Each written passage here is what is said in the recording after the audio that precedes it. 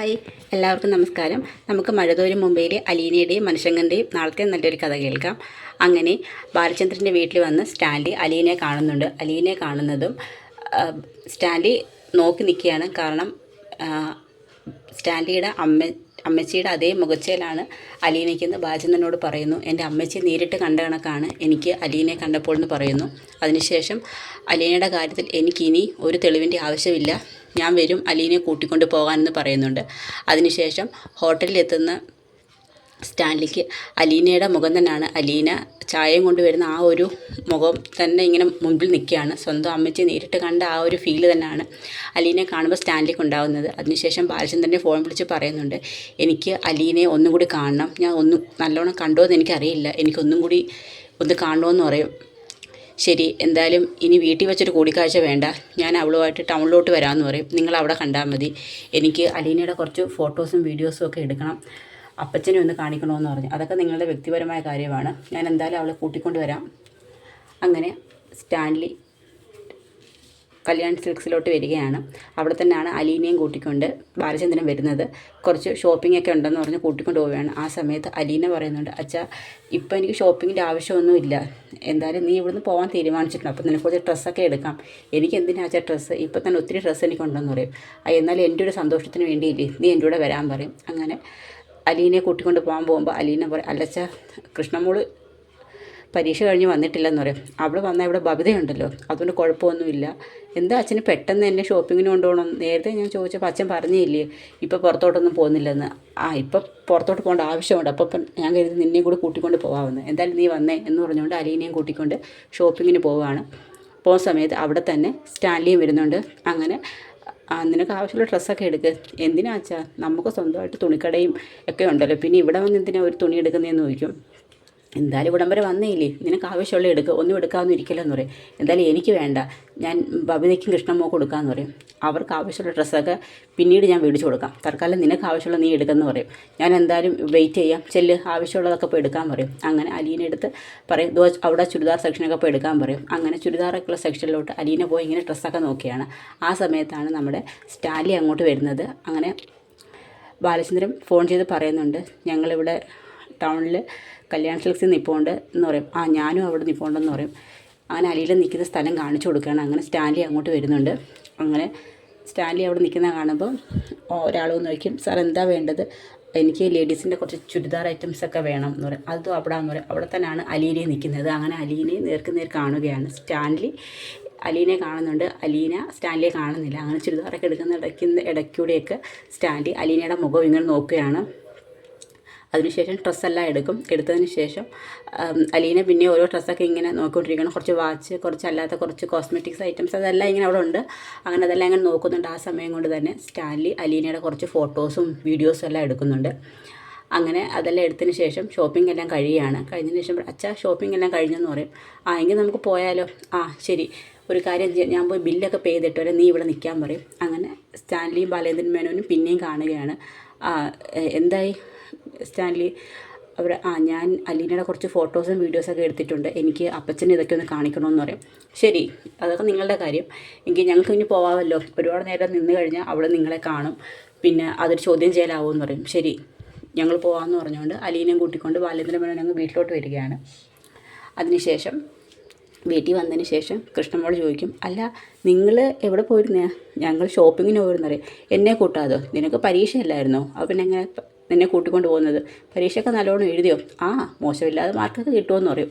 ശരി, അല്ല ഇത് ഒത്തിരി പർച്ചേസ് ചെയ്തല്ലെന്ന് പറയാം. കുറച്ചധികം പർച്ചേസ് ചെയ്തു. അല്ല ഇതൊക്കെ എന്താ? ഇതൊക്കെ നിങ്ങൾക്കുള്ള ഡ്രസ്സ്, അപ്പോൾ ചേച്ചിക്ക് എടുത്തില്ലേ? എനിക്ക് എടുത്തിട്ടുണ്ട്. അങ്ങനെ കൃഷ്ണമോൾക്ക് മേടിച്ച ഡ്രസ്സ് അവളുടെ കൊടുക്കുകയാണ്. അതിനുശേഷം പറയും, എനിക്ക് ബബിതയ്ക്കുള്ള ഡ്രസ്സുണ്ട്, അതും കൂടി കൊണ്ട് കൊടുക്കണമെന്ന് പറയും. എന്തായാലും ഞാനിനി ഇവിടുന്ന് പോവില്ലേ, പിന്നെ ഇനി എനിക്ക് ആർക്കും ഡ്രസ്സൊന്നും എടുത്ത് തരാൻ കഴിയില്ലല്ലോ, അവൾ എനിക്ക് കുറേ ഡ്രസ്സ് എടുത്ത് തന്നെന്ന് പറയും. ചേച്ചിക്ക് ഇവിടുന്ന് പോവാതിരുന്നൂടെ ചേച്ചി എന്ന് ചോദിക്കും. മോളെ, ഇനി എന്തിനാ കാര്യത്തെക്കുറിച്ച് പറയുന്നത്? പോകുന്ന കാര്യം ഞാൻ തീരുമാനിച്ചിരിക്കുക. അച്ഛൻ എന്നെ കുളത്തൂപ്പുഴ അവിടെ എവിടെയോ ഒരു ജോലി ശരിയായിട്ടുണ്ടെന്ന് പറഞ്ഞിട്ടുണ്ട്. അച്ഛനായതുകൊണ്ട് തന്നെ എനിക്ക് യാതൊരു സംശയമില്ല. ഞാൻ എന്തായാലും വേറൊരു സ്ഥലത്തോട്ട് പോകാൻ തീരുമാനിച്ചു, കുളത്തൂപ്പുഴ അല്ലെങ്കിൽ ത്യാഗഭവനം. അവിടെ ഒരു ഡേ കെയർ ഉണ്ട്, അവിടെ ഒരു ആവശ്യമുണ്ടെന്ന് പറഞ്ഞു. അവിടെ രണ്ടിലേതെങ്കിലും ഒരു സ്ഥലത്ത് എന്തായാലും ഞാൻ പോവും. ചേച്ചി പോയാൽ ഇവിടുത്തെ കാര്യം ആകെ പ്രശ്നത്തിലാവും എന്നൊക്കെ പറയും. അവളെ ഞാൻ ഇവിടുന്ന് പോയില്ലെങ്കിലാണ് പ്രശ്നമാവുന്നത്. ഞാൻ ഇവിടുന്ന് പോയെങ്കിൽ മാത്രമല്ലേ മാഡം ഇങ്ങോട്ട് തിരിച്ചു വരത്തുള്ളൂ. നിങ്ങളുടെ അമ്മ തിരിച്ചു വരണമെന്ന് നിങ്ങൾക്ക് ആഗ്രഹമില്ലയെന്ന് ചോദിക്കും. അത് ഞങ്ങളുടെ മാത്രം അമ്മയല്ലല്ലോ, ചേച്ചിയുടെയും കൂടി അമ്മയില്ലേ എന്ന് പറയുമ്പോഴത്തേക്ക് അതും കേട്ടുകൊണ്ടാണ് നമ്മുടെ ബബിത അങ്ങോട്ട് വരുന്നത്. അപ്പോഴത്തേക്ക് പെട്ടെന്ന് കൃഷ്ണയുടെ വായങ്ങ് അലീന ഇങ്ങനെ പൊത്തുകയാണ്. എന്താ മോളെ നീ പറയുന്നത്, ശ്രദ്ധിക്കണ്ടായോ, മറ്റാരെങ്കിലും കേട്ടാലെന്തോ? ഇവിടെ ഇപ്പോൾ ഈ സത്യം അറിയാൻ ഉള്ളത് രോഹിതേട്ടനും ബബിത ചേച്ചിക്ക് മാത്രമാണ്, ബാക്കി എനിക്കും അച്ഛനും അറിയാമല്ലോ എന്ന് പറയും. എന്നാലും വേണ്ട, ഇനി ഒന്നും അറിയിപ്പിക്കുകയും ചെയ്യണ്ട. എന്തായാലും ഞാൻ പോയി കഴിഞ്ഞാൽ മേഡം ഇങ്ങോട്ട് തിരിച്ചു വരും. നിങ്ങൾ സന്തോഷമായിട്ടിരിക്കണം. ഞാൻ പോയെന്ന് വെച്ച് ഞാൻ ഇടയ്ക്കൊന്ന് നിങ്ങളെയൊക്കെ കാണുകയൊക്കെ ചെയ്യും. പിന്നെ ഞാനുള്ളിടത്തോടെ നിങ്ങൾക്കും വരാമല്ലോ എന്നൊക്കെ പറയും. എന്നാലും ചേച്ചി ഒന്നും കൂടി ആലോചിച്ചിട്ട് പോരെ, ഇനി ഒന്നും എനിക്ക് ആലോചിക്കാനില്ല, നീ വെറുതെ എന്നെ വിഷമിപ്പിക്കരുത് കൃഷ്ണയെന്ന് പറയും. അങ്ങനെ ഡ്രസ്സൊക്കെ കൊടുത്തിട്ട് ഞാൻ ഈ ബബിതയുടെ റൂമിൽ പോയി അവളെ ഒന്ന് കണ്ടിട്ട് വരാമെന്നുകൊണ്ട് ബബിതയ്ക്കുള്ള ഡ്രസ്സുമൊക്കെ എടുത്തുകൊണ്ട് അലീന റൂമിലോട്ട് ചെല്ലുന്നുണ്ട്. ആ സമയത്ത് ബബിത നല്ല വിഷമിച്ച് നിൽക്കുകയാണ്. നീ എന്താ വിഷമിച്ച് നിൽക്കുന്നത്? ചേച്ചി ഇവിടുന്ന് പോകുന്ന കാര്യം തീരുമാനിച്ചു എന്ന് ചോദിക്കും.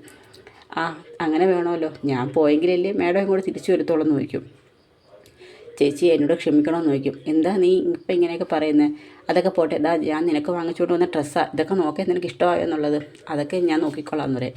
ചേച്ചിയോട് ഞാൻ ഒരുപാട് ദ്രോഹങ്ങൾ ചെയ്തിട്ടുണ്ട്, ചേച്ചിയെ ഒരുപാട് വഴക്ക് പറയും കുറ്റപ്പെടുത്തിയൊക്കെ ഞാൻ ചെയ്തിട്ടുണ്ട്, എന്നോട് ക്ഷമിക്കണമെന്ന് പറഞ്ഞ് ബബിതയും കരയാണ്. ആ സമയത്ത് അലീന പറയും, നീ എന്നെ കുറ്റപ്പെടുത്തുകയും വഴക്കുറയൊക്കെ ചെയ്യുമ്പോൾ എനിക്ക് നല്ല വിഷമം വരുമായിരുന്നു, പക്ഷേ അതല്ല, നീ എൻ്റെ അനിയത്തിയാണല്ലോ എന്ന് ഓർത്ത് ഞാനതെല്ലാം ക്ഷമിക്കുമായിരുന്നു. എനിക്ക് നിങ്ങൾ എന്ത് തെറ്റ് ചെയ്താലും എനിക്ക് നിങ്ങളോട് ക്ഷമിക്കാൻ മാത്രമേ കഴിയത്തുള്ളൂ. എനിക്ക് ഒരിക്കലും നിങ്ങളെ ആരും വെറുക്കാനോ ദേഷ്യപ്പെടാനോ കഴിയത്തില്ല. നിങ്ങൾ എല്ലാവരും എൻ്റെ സഹോദരങ്ങൾ തന്നെയാണ്, ഞാൻ എല്ലാവരും ആ സ്ഥാനത്ത് തന്നെ കണ്ടിട്ടുള്ളതെന്ന് പറയും.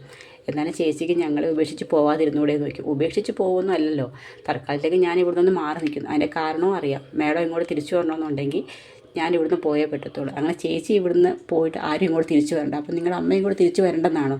ചേച്ചി ഉണ്ടെങ്കിലും അമ്മയ്ക്ക് ഇങ്ങോട്ട് വരാമല്ലോ, മാഡം വരത്തില്ലെന്ന് അറിയാമല്ലോ ബബിതേ, വെറുതെ എന്തിനാ ഇനി അതിൻ്റെ പേരിലൊരു സംസാരം ഉണ്ടാകുന്നത്? അതൊക്കെ മറന്നേക്ക്, ഈ ഡ്രസ്സൊക്കെ നീ ഇട്ട് നോക്ക്, നിനക്ക് അതിൻ്റെ അളവിന് ഞാൻ എടുത്തതാണ്, എന്തായാലും നിനക്ക് ഇഷ്ടമാണെന്ന് നോക്കാൻ പറയും. അങ്ങനെ അലീന റൂമിൽ നിന്ന് അങ്ങ് പോവുകയാണ്. ആ സമയത്ത് ബബിതയ്ക്ക് നല്ല വിഷമമുണ്ട്. പിന്നെ കൃഷ്ണ പറഞ്ഞൊരു വാക്കും, ചേച്ചിയുടെ കൂടി അമ്മയില്ലേന്ന് കൃഷ്ണ പറയുന്നത് ബബിത കേട്ടിട്ടുണ്ടായിരുന്നു. അപ്പോൾ അതും കൂടി ഇങ്ങനെ മനസ്സിൽ കിടക്കുന്നുണ്ട്. ഇങ്ങനെ വിഷമിച്ചിങ്ങനെ ബബിത റൂമിലിരിക്കുകയാണ്. ആ സമയത്ത് അലീനയുടെ ഫോട്ടോസും വീഡിയോസും എല്ലാം ഇങ്ങനെ സ്റ്റാൻലി ഇങ്ങനെ നോക്കുകയാണ്. കണ്ടിട്ടും കൊതി തീരാത്ത കണക്ക് പിന്നെയും നോക്കുകയാണ്. കാരണം സ്വന്തം അമ്മച്ചി മുമ്പിൽ വന്ന് നിൽക്കുന്ന കണക്കാണ് അലീനയുടെ ഫേസ് കാണുമ്പോൾ സ്റ്റാൻലിക്ക് തോന്നുന്നത്. അങ്ങനെ ആ ഫോട്ടോസും വീഡിയോസും എല്ലാം നമ്മുടെ സ്റ്റാൻലിയുടെ അച്ഛന്, അതായത് അവതക്കുട്ടി ചായനെ അയച്ചു കൊടുക്കുകയാണ്. അതിനുശേഷം അച്ഛനെ ഒന്ന് ഫോൺ വിളിക്കുന്നുണ്ട്. എന്താടാ അത്, അപ്പച്ചൻ ഇങ്ങോട്ടൊന്ന് വരാമെന്ന് ചോദിക്കും. എന്താ കാര്യം, എന്താ? ഇപ്പം ഞാൻ വന്നിട്ട് 2 ദിവസമല്ലേ ആയുള്ളൂ, പിന്നെ എന്താ ഇത്ര അത്യാവശ്യം? അപ്പച്ചനെ നേരിട്ട് കാണേണ്ട ഒരു ആവശ്യമുണ്ട്. ഞാൻ അപ്പച്ചൻ്റെ ഫോണിലോട്ട് കുറച്ച് ഫോട്ടോസും വീഡിയോസും ഒക്കെ അയച്ചിട്ടുണ്ട്, അപ്പോൾ അത് ആദ്യം അപ്പച്ചനൊന്ന് കാണണം, അത് കഴിഞ്ഞിട്ട് അപ്പച്ചൻ ഇങ്ങോട്ടൊന്ന് വരണമെന്ന് പറയും. എനിക്ക് അപ്പച്ചനോട് നേരിട്ട് കുറച്ച് കാര്യങ്ങൾ സംസാരിക്കാനുണ്ട്. ആ ശരി, ഞാൻ എന്തായാലും നോക്കട്ടെ, എന്നിട്ട് അങ്ങോട്ട് വരാമെന്ന് പറയും. ശരിയെന്ന് പറഞ്ഞ് ഫോൺ കട്ട് ചെയ്യുന്നുണ്ട്. അങ്ങനെ അതിനുശേഷവും സ്റ്റാൻലി നോക്കുന്നത് അലീനയുടെ ഫോട്ടോ തന്നെയാണ്. അപ്പോൾ അതൊക്കെയാണ് നമ്മൾ നാളെ കാണാൻ പോകുന്നത്. അപ്പോൾ എല്ലാവർക്കും വീഡിയോ ഇഷ്ടമായ ഒന്ന് സപ്പോർട്ട് ചെയ്യണേ.